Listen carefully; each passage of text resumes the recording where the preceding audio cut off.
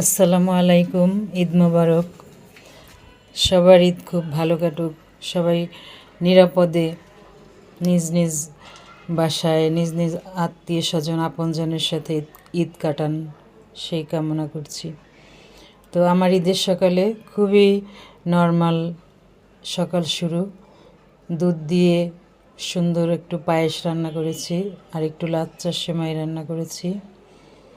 যেহেতু নামাজের আগে একটু মিষ্টি মুখ করে যেতে হয়, এটা সুন্নত, সেজন্য প্রথমে একটু সেমাই রান্না করলাম, তারপরে পায়েস রান্না করলাম।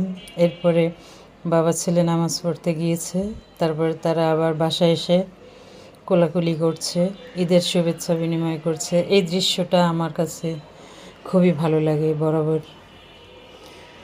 আমার ছেলেটা ছোট থেকে এ পর্যন্ত তারা এভাবেই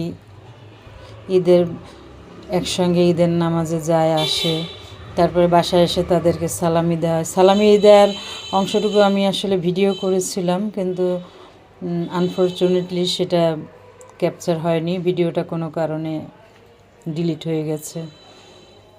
তো এরপরে মিষ্টি জাতীয় খাবার আর কতক্ষণ ভালো লাগে। সকালেই আমি আবার এই চটপটিটুকু রান্না করেছি। তো 2-3 জন মিলে তারা চটপটি খেয়েছে।